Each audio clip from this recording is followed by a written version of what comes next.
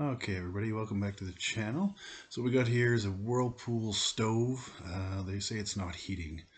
So what I'm going to do first is take this door off, just flip up these little tabs here, and then you can lift the door. If you keep lifting the door like you're going to close it, the hooks will detach from the stove. So just watch, hold on to that door.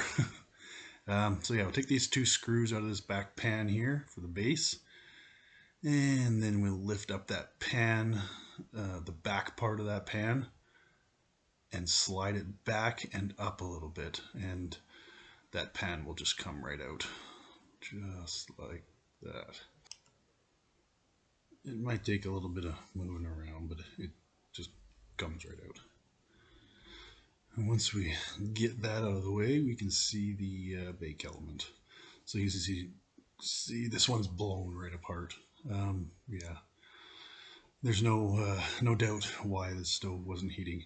So we're going to take off the screws. There's one there, and then one in that back there. So we'll go to the back, take off these two screws to remove this little panel. Once you take those screws off, it just slides right down and lifts off. Then we can get to the wiring for the back of the element. So make sure you unplug your stove, definitely. So we can unhook the two wires. They're both red here, that are going to the element. And these can be a little tricky sometimes, but use a pair of pliers or something and get them off there.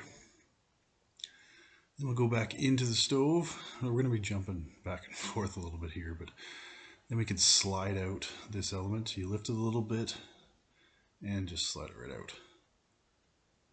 Very easy. So putting the new one back in, line it up with the right holes, and same kind of way you could sort of rock it in. There's two screws that actually mount this. I'll show you here in a sec, but so yeah, we'll do up the wiring again. And it's easier actually to mount the screw inside that holds the element in place before you try to connect that wiring, because the wiring, it wants to move all over the place. So we'll slide this panel back on, put these two screws back on, then we'll go inside and secure the rest of the element here. So that was the one I was talking about there. I would secure that before I go to the back. Just, you don't want that element moving around. And then there's a different spot for a screw right here. They kind of change locations on these new elements. So put that pan back on, just slide in the front of it, lifting the back end of that panel up high, and then we can just drop the back end of that panel down and throw those two screws back in. And we'll come up to the console here, and since we just plugged it back in, the display, the clock needs to be set. So hit that clock button, then you can enter the actual time and then hit start. So we're going to put it into a bake. We'll just put it at 350 and we'll hit start. And we'll just make sure that that element's actually heating up.